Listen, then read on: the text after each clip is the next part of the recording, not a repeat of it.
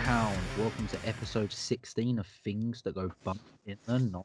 2020 finally nearly over, but Yes. yeah, it's been a hell of a year, and hopefully 2021 is looking like it's going to be a much better year, right? Vaccines on the way. Yeah, They fingers reckon crossed. the tier system in England will be gone by February, hopefully. So yeah, I mean things are looking up. Let's hope so. But you know, I wouldn't be surprised if it takes a couple of more months for things to really start picking back up. But yeah. Hey, you been on a personal note this week? You all right? It's been all right, really. Just been chipping away. Yeah. Um, Yeah. Looking forward to Christmas. Yeah. Yeah. Christmas is come around the corner. Going to be a weird one for a lot of people this year, It right? will. It will be strange, won't Yeah. it? But it'll be good. Yeah. Yeah. It will be. Yeah. It will be. It's always a good time of year to yeah, bring people together, and I think that's what people need right now, right? Yeah, and hopefully there'll be a Bond film. Yeah. Hopefully that. Well, there's gonna be some films actually, and that's a really good segue onto our Thank you. first.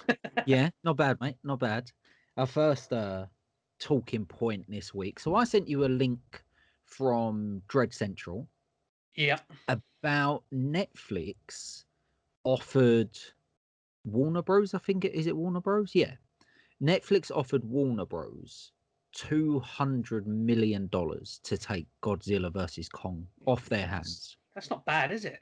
No, that's not bad A considering little, that little bit of change. that's probably it, because that's probably close to what the film made, and they haven't really done any advertising for it yet. So I can imagine that's maybe making a tiny bit on top of what it cost them to make it, but then Netflix would advertise it, and from there, I think from the article I sent you, Warner Bros haven't accepted it. They're holding out for possibly a HBO Max release. Now, the reason I wanted to bring this up is we've been bringing us up a little bit, and I said we'll keep an eye on it because it's kind of a weird time at the minute because there's a changing of the industry. It's very strange. Yeah, with obviously cinemas not being open at all here at the minute. You know, they're going to open back up in the next couple of days, but not Cineworld. You know, like we spoke before, Cineworld is still shut down to next year. In the US, places like Los Angeles still have no cinemas open. There are some places in California, but I believe in Los Angeles, which is the biggest market, still closed. So studios are looking at other options. Obviously, the big option we've seen, push everything to 2021. But again, like we kind of touched on, you can't really keep doing that, right? Because you're going to run out of slots eventually, you know, if everyone pushes to 2021. So then one of the things we have seen, and you saying about Christmas, is it has been announced that on Christmas Day, Wonder Woman 1984 will be going straight into cinemas and straight onto HBO Max. So that is by far the biggest film that's ever debuted on a streaming service, right? Like one, Interesting. Yeah. yeah, it's a $200 million film. It's massive. Yeah. They were hoping that would have made $1 billion worldwide, right? So Yeah. that's very very interesting. I've done that, and now with someone like Netflix offering $200 million for Godzilla versus Kong, that's big, man. I mean, what do you think of it? Well, What do you think why? of changing? What? Why are they trying to hold out for a HBO Max? What is it that aside from money? Because Well, I think because they own HBO Max, right? yeah, but is it to do with theatrical release as well? Well, so I'm glad you brought that up because this is something that's quite interesting. So so Warner Bros. As well are the studio behind Wonder Woman, right? And Yep. when they announced that it was going in cinemas and on HBO Max on December 25th, the guy that runs AMC Theatres put a statement out about it, basically backing it and saying that he was on board with it, and even though it was probably a one-off, like, you know, they was really on board with it. What's interesting about that is back at the start of this whole thing when Universal done it with Trolls World Tour, he was the first guy to really kick off about it. The difference here is AMC signs that deal where they get a cut of the VOD. Yep. So they'll get a cut of the VOD, and then any other cinema as well that takes it. So I believe another one in the US is taking it as well, and I can't remember what they're called, but the largest cinema chain in Canada have done it as well. So they all get a cut. They'll play the film from Christmas Day, but they'll also get a cut of the VOD. And then I believe it will be on VOD for a month, comes off of VOD for a month, and then the cinemas get it exclusively for another month. Interesting. That doesn't include Regal Cinema, which is owned by Cineworld. And Cineworld have been very, very critical of this, right? Because they, like AMC originally said, believe that it's destroying the cinema model. Because realistically, how many people are going to go to cinema? It's a struggle to get people in the cinema anyway, right? Yeah, On a good it's day. not gonna work for the big money, is it? No. So cinemas are saying, without these films, without the exclusive rights to these films, how can we survive? I mean, they're already in trouble, right? So one of the things I was reading the other day, which I think is quite interesting, I want to get your thoughts on, is there could be this idea, and actually we touched on it a little while ago when I was saying about the old studio system and the way it used to work with cinemas back then. There is this idea of what if next year, because of these relationship breakdowns, you have certain films in AMC theaters and you have certain films in Regal cinemas, but there isn't a lot of crossover. Now, I don't know if it really will come to that, but there is talk of it. I mean, what would you think if we saw something like that, where over here it would be kind of a Odeon versus Cineworld idea? Yeah, I mean, I don't think that would be necessarily a bad thing. I think it could arguably be the only way out of this mess, is if you start to have these kind of territories and little, you know, Yeah, certain cinemas producing certain things. And it wouldn't surprise me if Netflix gets in on that as well, because I could be yeah, wrong, but I seem to remember The Irishman having a very limited yes, yes, theatre run before yeah, Netflix. yeah. Well, Netflix have brought up. I think they brought up one cinema in New York and one cinema in LA. So they are. It looks like Netflix will be getting into that game. Yeah, testing the water at the moment, I Just little suppose. independent cinemas, but still, man, like big news. Not, I mean, Godzilla versus Kong kind of comes under the monster banner, so we Yeah. can kind of work it in with a horror. But just as a kickoff, this is really industry shaking news. Yes. I Yeah. really Yeah. do Yeah. believe that. I really do believe that we could be seeing a very, very different cinema landscape beyond this. And also, the one thing we haven't really touched on is the idea of Netflix offering $200 million just to take one film. That just show you the power of Netflix now? That Mm, they've got that money to offer? That they can just offer a studio $200 million. That's insane. That's that's crazy money. it's silly money, isn't it? Yeah, it's crazy Silly money. money. Absolutely crazy money. And are Netflix really gonna make that money back on that film? Like, how many new subscribers are they going to get? Yeah, I mean, yeah, but I suppose what they consider is it all goes into, like, I suppose I guess they don't, because of the way they work as a streaming service. I suppose they don't count it on a film per film basis, do they? No, they don't. It's all No, you're part of right. the overall pot. Yeah, But you're right, that's a hell of a lot of money. But they must be pulling in some money just for all the original stuff they make as well. And it's a gamble. it's I think at some point it's a gamble. You that's know, that's big bucks, isn't it? well, Because that's what they're saying about. you could see Netflix kind of settling into a niche Yeah. where it's not got the big blockbusters, but it is making its own decent content Well, and I think picking that up was other where they were things. going. That was where Yeah, they were going. They were going to the idea of like we would only have our stuff, so the only place you can and get. that could work because Yeah, definitely, definitely. that's their market. Well, I mean, Disney had gone down that road, right? That's why Disney pulled out all of their stuff from Netflix, so they can just have it all on Disney Plus. This is the only place you can get Star Wars, Marvel. I believe they've still got a contract with Amazon, I think, for Indiana Jones. But once that runs out, Indiana Jones is going to be on there. So, Yeah, you've got all these films that you can only get on Disney Plus. Netflix are going that way. I was reading with the whole Wonder Woman thing. The idea for Warner Media, or AT&T, I believe, own the whole thing now. They don't think they're going to make money on Wonder Woman by putting on HBO Max. but they're trying to drive subscribers.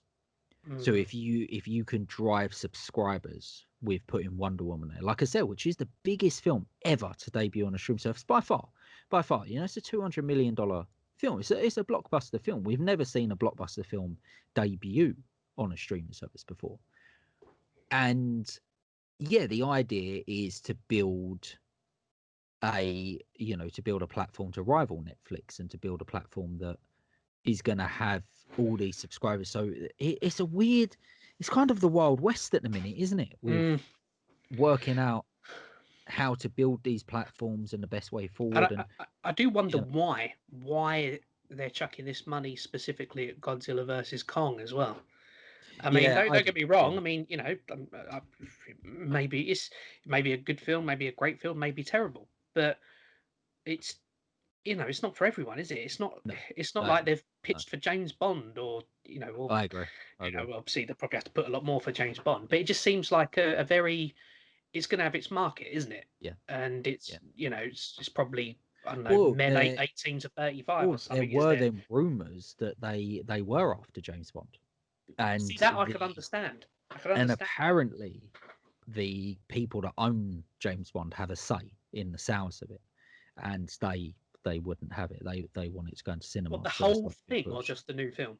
The new film, Uh, the brand new film. So they were going to buy the new film off of MGM and put it straight on. Yeah, I mean they were rumors. They're not as I didn't like. I saw one or two people report on that, but like this Godzilla versus Kong thing is pretty solid actually. It looks like this was definitely happening. But yeah, man. I mean, I tell you a way to round us out. Have you seen the other Godzilla and Kong films, the new yeah, ones? I have, but I'm getting confused as to which universe this one exists in because I kind of Right. feel like there's been quite a few, maybe not Kong necessarily, but there's been a few recent Godzilla films.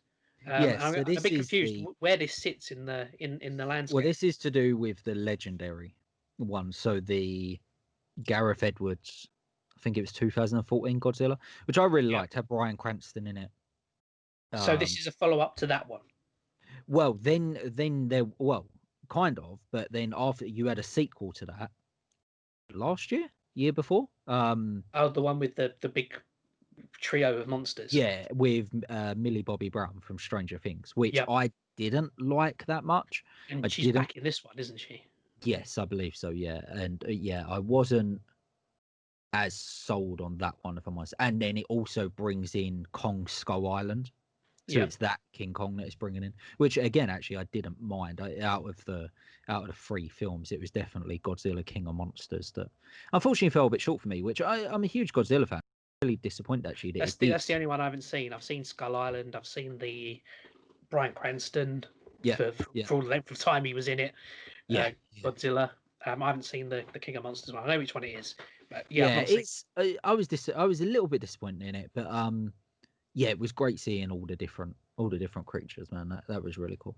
But this one's directed by Adam Wingard, who is yeah, he's got some real horror pedigree. So this is definitely why a lot of horror people are reporting on this. Mm, But yeah, mm. man, we have to see, and like we said before, I think this is something we're going to keep bringing up because yeah, I really do think we're going to see a little bit of a different industry in the start of 2021. And you know what? Who knows?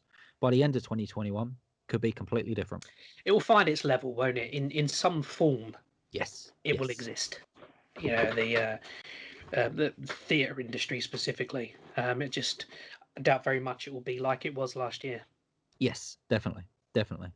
So let's move on to from blockbuster films to independent films and some really, really great news that dropped. Not too much to say on this one, but I just wanted to bring it up because I spoke about my love for a film called A Ghost Waits, which Yep. I saw at Fright Fest. I've been lucky enough that Black Mass has actually played with it a couple of times on the festival circuit. And it dropped last week that Arrow Films have picked it up for distribution. Really excited to see what they do with that. I hope they put out a really nice Blu-ray release for it. And It's a great company to be behind it oh yeah, yeah, as well. definitely. Yeah, they're Arrow are picking up some. Arrow picked up quite a few films out of Fright Fest actually. I think Arrow are making like a real play I If, do you know, I do find it a strange choice for Arrow though. I don't in my mind I always think of Arrow as having these slightly more obscure yes, uh and you like know cult films, right? yeah Like yeah the older cult films. yeah I like the agree. I agree. stuff and Yes. things like that. I think Arrow are trying to move away from that. Not move away from it. I think that will always be their bread and butter. But I think they are trying to jump on some more original content that like they can own and really put out themselves Yeah. and have like a real future with. Yeah, Where this is great for them as a company and the film yeah, as well. yeah, definitely, definitely. And yeah, Arrow are making a little bit of a play, which again is something we touched on a little while ago about a lot of people are going to be making plays for content now because especially in the net, if you can get a film made and this is why I'm really pushing for us to make a film next year, my debut feature next year, because I really believe you can get a feature made and a decent feature as well made in the next couple of years. There isn't going to be that many people making them. So yeah, I think you're going to be in a really, really good place to do something special, man. Because I think everyone's looking for content. Mm. And imagine if Troma, the what's the company with the Witch and the Lighthouse, Oh, A24. A24 Yeah, and Arrow. Imagine if they got together for a streaming service and called it like Cult TV or something. that would I'd be I'd be all over that. I'd just take yeah, my money now. yeah, definitely. Yeah, I agree. I agree. That would be really yeah, that would be really good. I would love to see something compiled like that. I know that Arrow do have a on Amazon there is like an Arrow channel that you can pay for, but obviously Yeah, it's yeah. just a lot of the older cult films. But yeah, I would love to see that like a bigger library, bring it together. Or I would love to see, maybe one of these big horror outlets. I know Fangoria are making some plays with producing films. I watched a film last night actually that was produced by Fangoria. Maybe a Fangoria streaming channel. That would be cool, right? But I mean, See, we kind of got that with Shudder, to be fair. I do think you have to consider that not good, but there are some silver linings to what's happening in the world at the moment. Yeah, And that being, this kind of nebulous developing, back onto the other one. If you've got like these companies, media companies, print and digital news companies now just starting to go into like production themselves. yeah. I think these are all really exciting things. Well, one of the other films that's been picked up by Arrow Films is a documentary called Clapball Jungle. I didn't see that. Did you see it? I have seen it. Yes, yes. It's good. It's good. I really It like it. sounds really interesting. It is interesting. It's a great look at the film industry, and especially if you've been on any side of the film industry, it's a great look at how the film industry works. If you are a struggling filmmaker like myself, that's trying to get a couple of features made and stuff, and really struggle with the demands of some people and the money people and everything like that, and the the unreliability of people, unfortunately, it's a great look at stuff like that, and a great look at basically most people are full of shit and everyone's going to let you down and you can't really trust anyone. But Mhm. there's some great interviews in it, and I can't remember who it is, but one of them says about the problem nowadays is you're living with a double-edged sword. It's easier to make a film than ever before, but the problem with it being easier to make a film than ever before is there's so much stuff out there. There's Yeah, so yeah. much stuff out there. So like just clawing your way through all this stuff is crazy. And it's no longer good enough just to be a filmmaker. You have to be a business person. You have to be a social media person. You have to be a sales agent yourself. You have to it's really good, man. But it's another great film that Arrow picked up, and I definitely would recommend checking that out. And then I believe out of Fright Fest they also picked up a film called The Stylist, which played Fright Fest and done really well. I've seen that as well. That's a good film. So yeah, they've picked up some decent stuff, man. So all coming early next year. Like I said, I just wanted to touch on it a little bit because A Ghost Waits is one of my favorite films of the year. So it's definitely one I'll be picking up as soon as it comes out.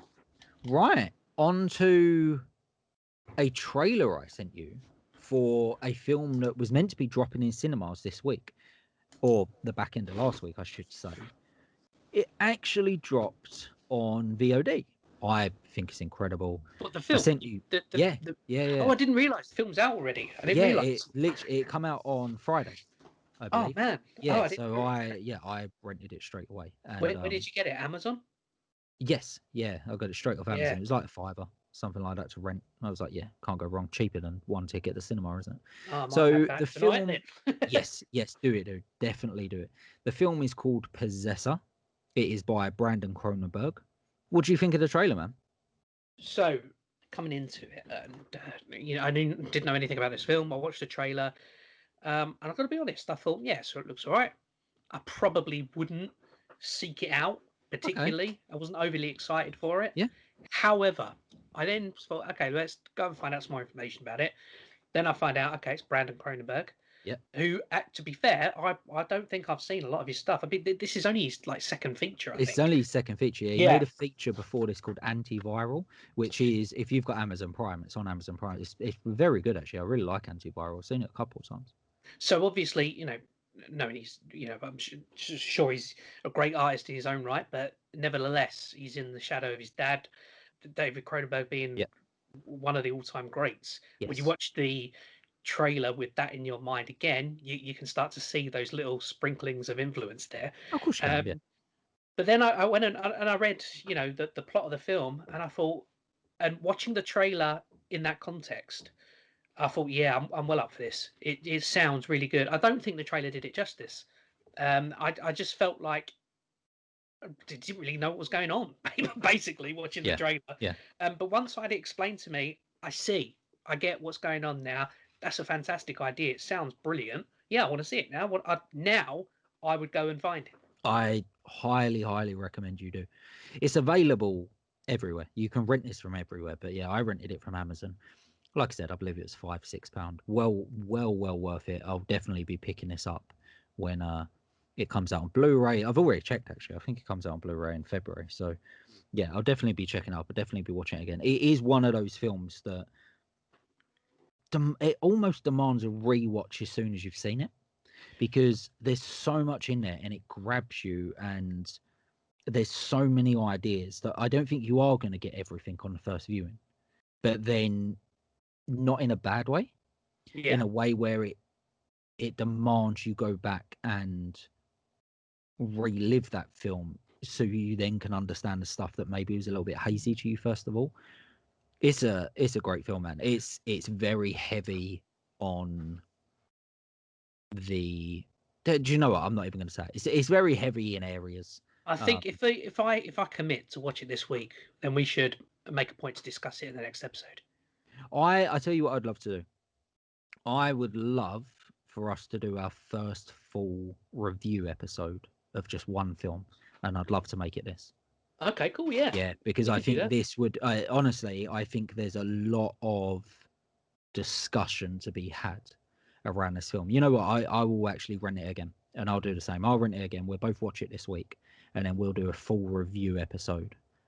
Brilliant. Yeah, sounds Yeah, good. yeah, definitely, man. It's one to watch, definitely. So yeah, guys, if you, I know I put it out on Twitter the other day, and I know a couple of you already watched it, but if you haven't, the trailer is down below. Check it out, and then I'll also throw in the Amazon link just so it's easy for you to go and rent it if you're looking to rent it. But yeah, I would definitely recommend that. I would have loved to have seen this in the cinema. I do. Swiftly moving on to a little bit of news that kind of blindsided me. I literally saw this pop up the other day.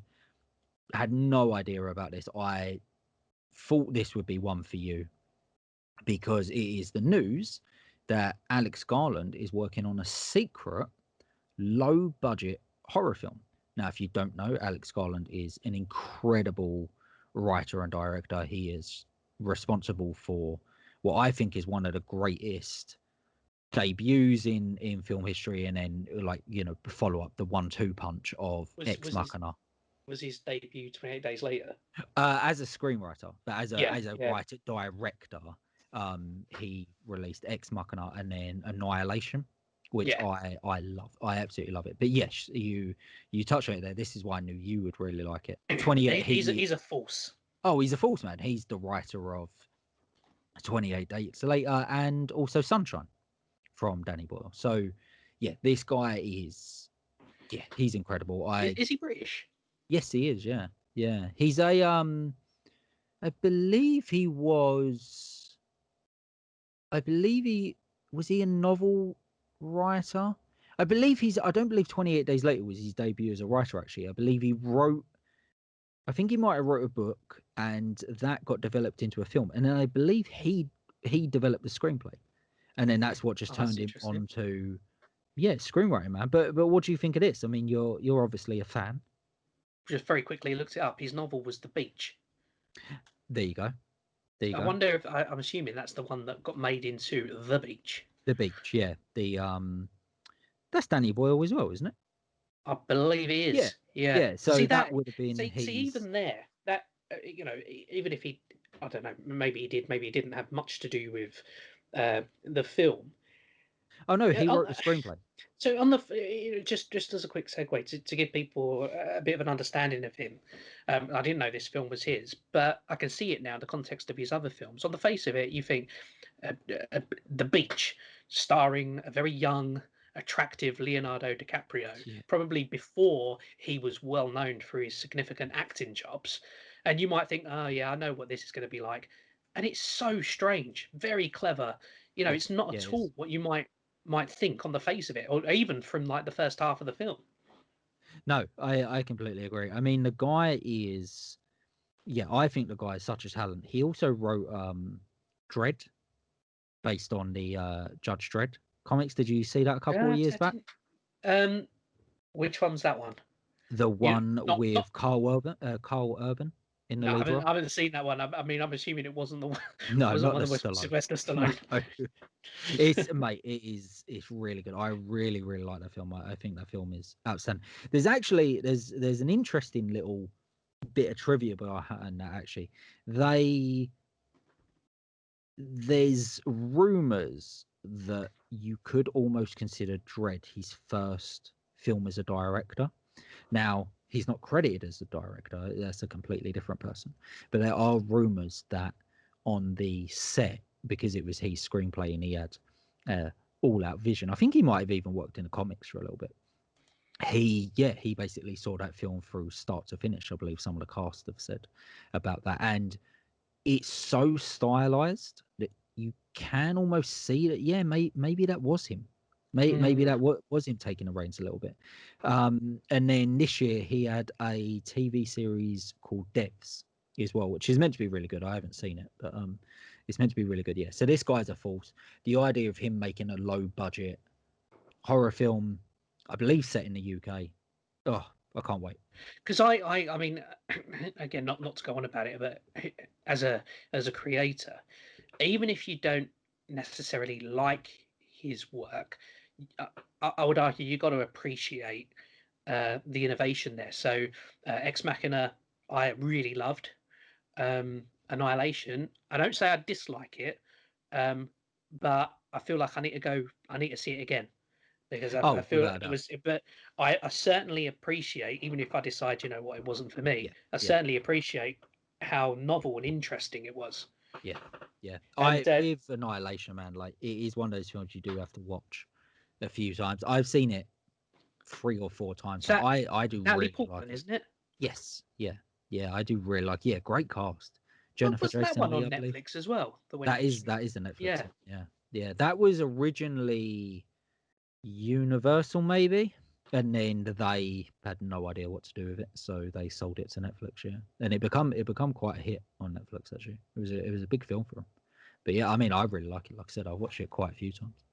What do you make of the kind of quote he's told Empire magazine about the film?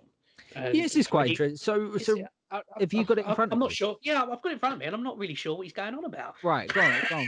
Read the quote for our listeners out there. I wrote a low budget horror movie set in the UK. I don't know if it's unrealistic or not. always at this particular moment, the film always feels unrealistic, but then somehow it works out. At some point, with civil disobedience, you have to start smashing stuff up. So I was writing about the need to smash stuff up. I thought, so now what? I'm writing is pointless. In a good way, I almost felt glad. So It's a weird quote. it's very strange, isn't it?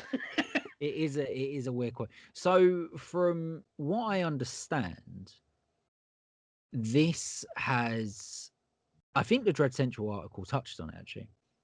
This was born all out of when he was developing another TV series.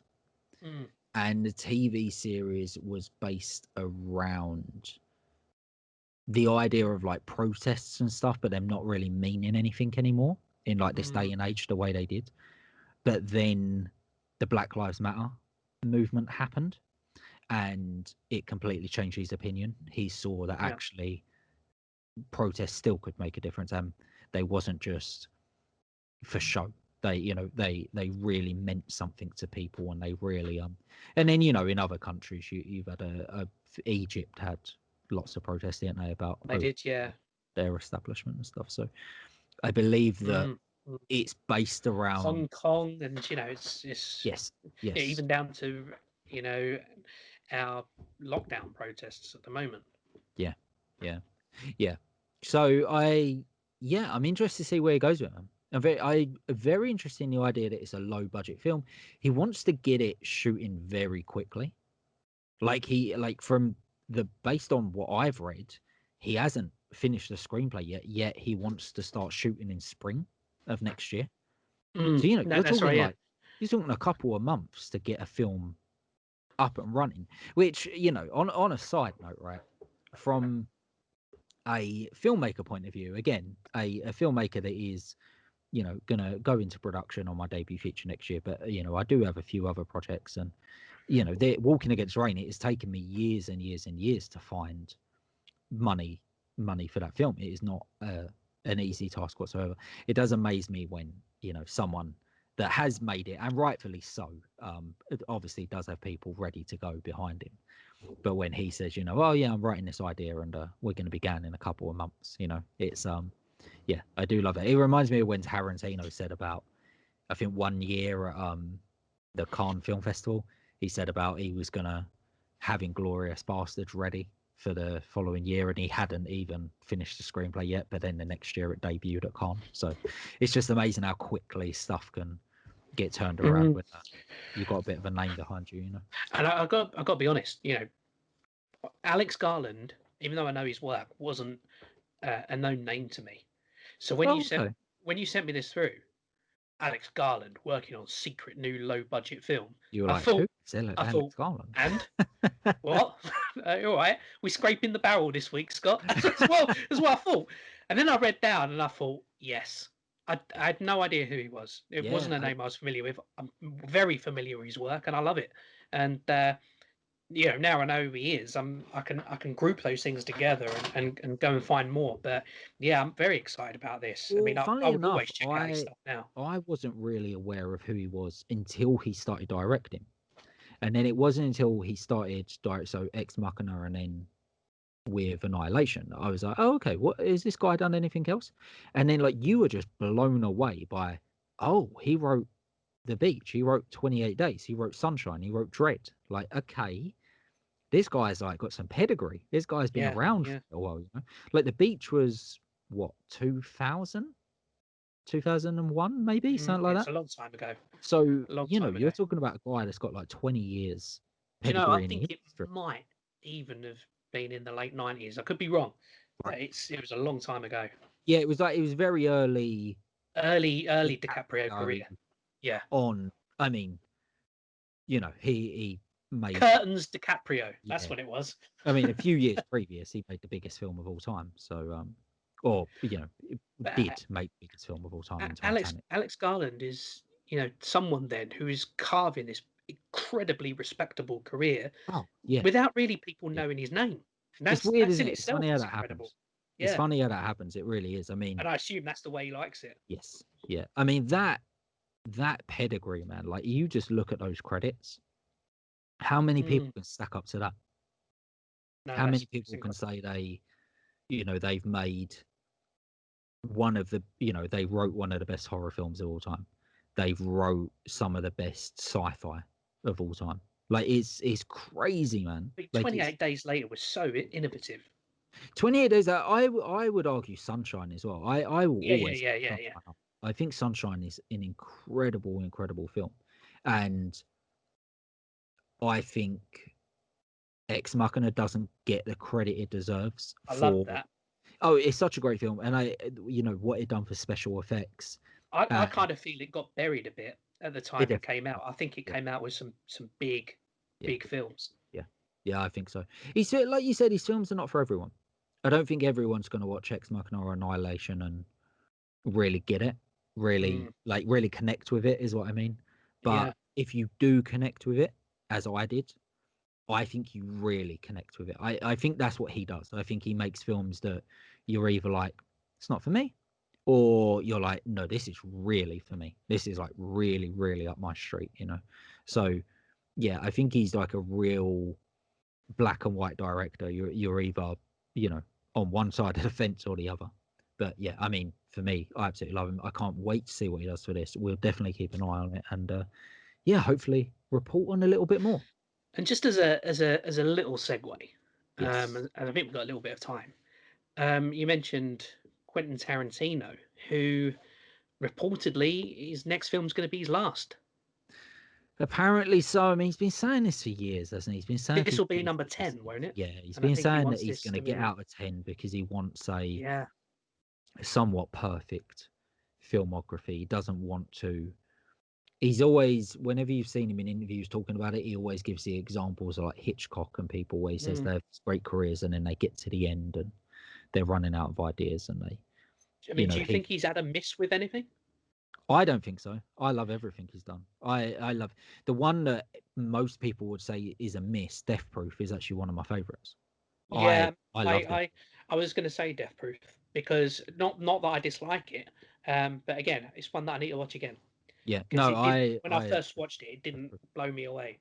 But I Oh, okay. think that's because I kind of felt like it didn't feel like a Tarantino film in the way that the others The did others do, yeah, to me. But yeah, that's not necessarily a bad thing. I think I just went into it with an expectation that I shouldn't have. yeah. He was definitely trying to do something different with it, and like for me, it really connected, right? Because it was part of the whole Grindhouse thing with Robert Rodriguez, and the reason it really connected with me is a lot of those films that they were basing it on. I had seen a lot of those films. Like I was very lucky that where I grew up, we had two video stores, right? We had Blockbuster, which I ended up working in years later because that stayed open, and then we had a little crappy video store called Flickr Videos, which was great and it was amazing. It had all those types of films in it. So, you could rent a bunch of films for nothing essentially. And I ended up watching, yeah, that's when I got into horror. That's when I got into 60s, 70s, 80s horror films, classic horror stuff. Like, a lot of people, obviously off the back of the classic horror podcast I do, and they ask how I've seen so many of those things. And that's why, because we had that little video store. So I was very lucky that I had access to all that stuff.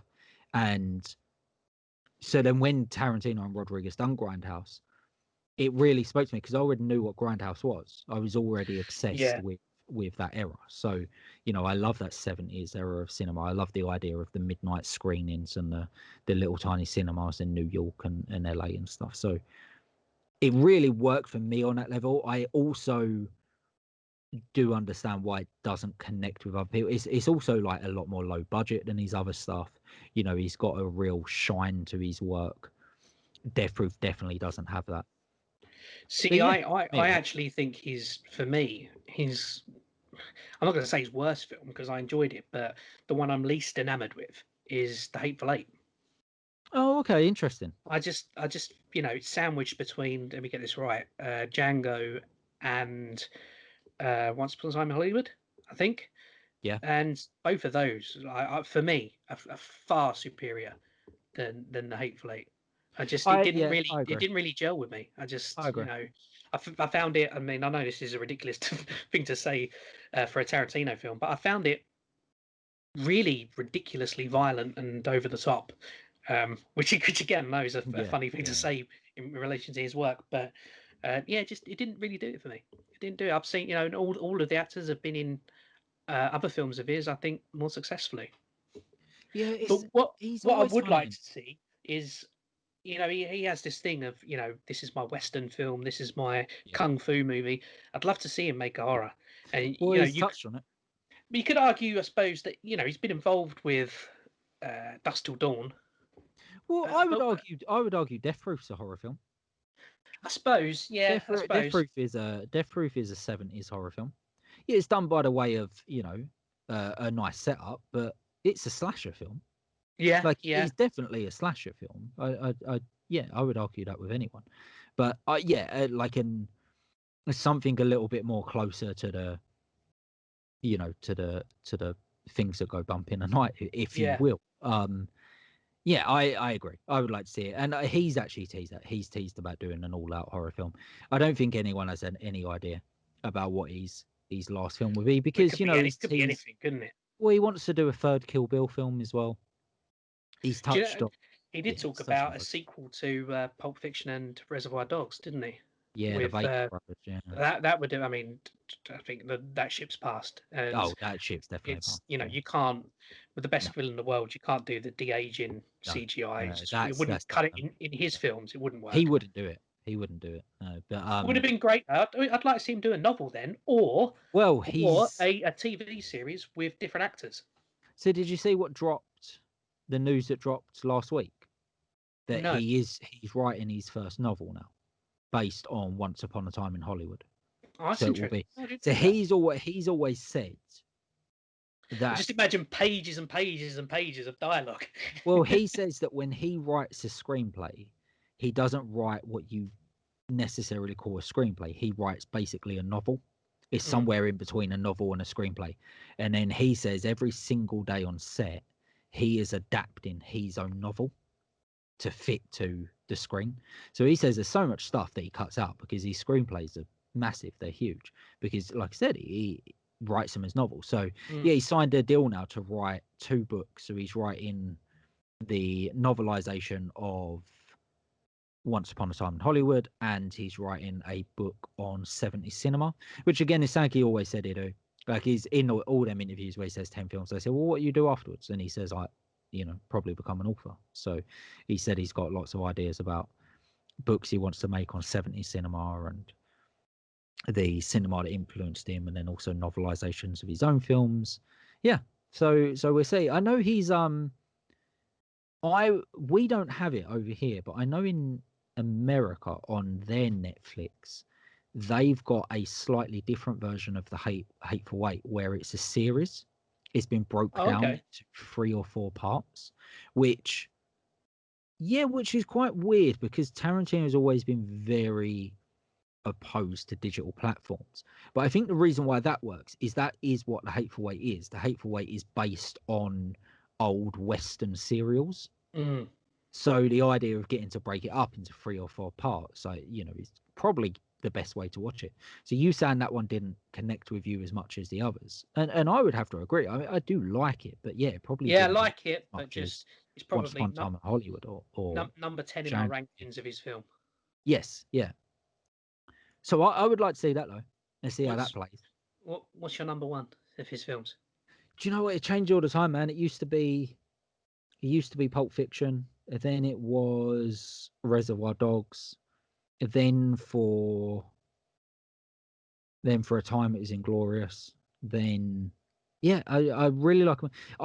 The film I've watched more than any other by a long shot is Death Proof. That's Yeah, interesting. yeah, by a long shot as well. I'm not even talking like I'm gonna one have or to two give it another videos. go. I have to give Talking it a another lot. go. Yeah, I think Death Proof is the most easily accessible of all of these films. I think you can put Death Proof on, and it's just a fun film. It's just it's a fun ride. If you get what they're doing and what they're referencing and the 70s cinema it speaks to. Yeah, man, it is. I've definitely watched that more than any other. I mean, mine has to be the first one I ever saw of his, and the one I've seen by far the most, Pulp Fiction. Yeah, Yeah, I think it will my always be favourite of Pulp his. Fiction. I love Yeah, it. There's I think very little in that film that I don't like. I think the thing I do find interesting about his work is as I get older, I respect different stuff about his work. Like the one I always used to say didn't connect with me as much was Jackie Brown. But I recently went back and watched Jackie Brown a couple of times, and I really, really like it. Actually, I think Do you it's a know, I felt very good exactly the film. same. Yeah, Exactly the same. I find it a lot more subtle actually yeah.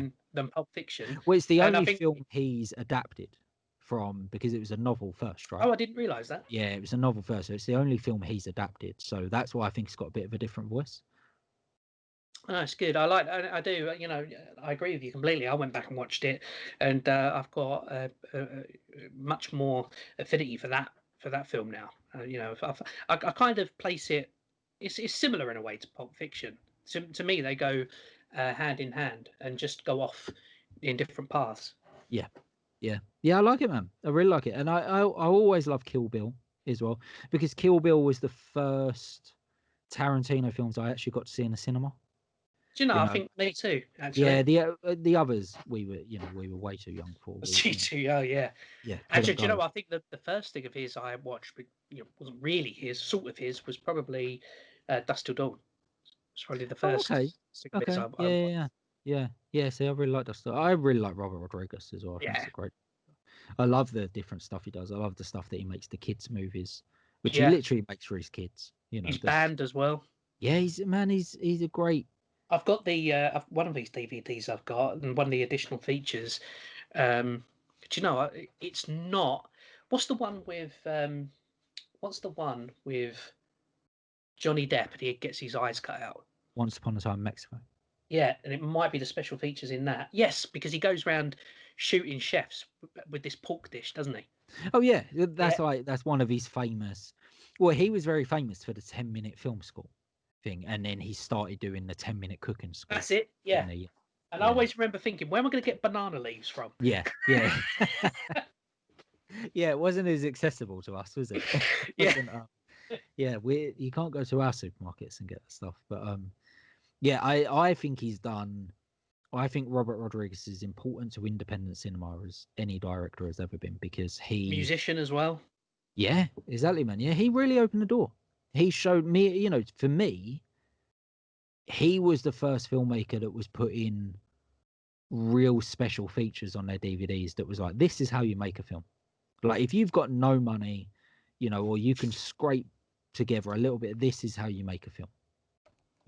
And it was, you look at a lot of that stuff in Dust Till Dawn where they don't have a dolly or anything, they're just using a wheelchair and he's sitting in a wheelchair with a camera and then someone's like rolling him about. It's great, man. It's great stuff.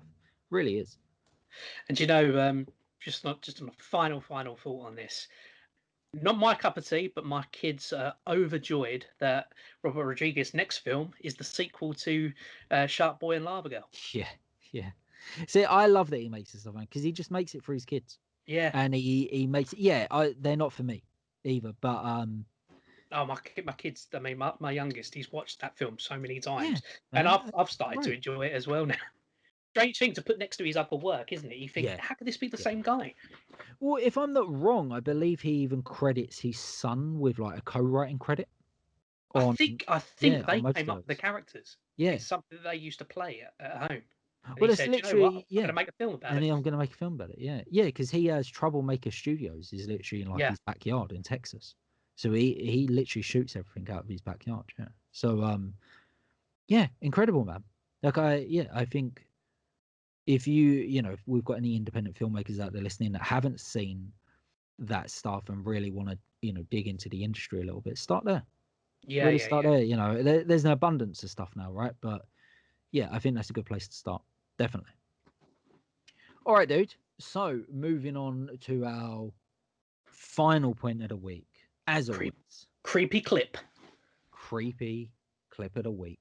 Here we are. What is this week, sir? So before I explain what it is, what we have here is um, like a spoken word poem, I guess, about the ocean, and someone who's trying to top themselves in the ocean, and it's footage, very grainy footage that goes along with it. What did you think? I really like it. I think it works really, really well with a song. Do you know what it is? Yeah. What's his name? Yes, Tom Watts? Tom Waits. So this Tom is Waits.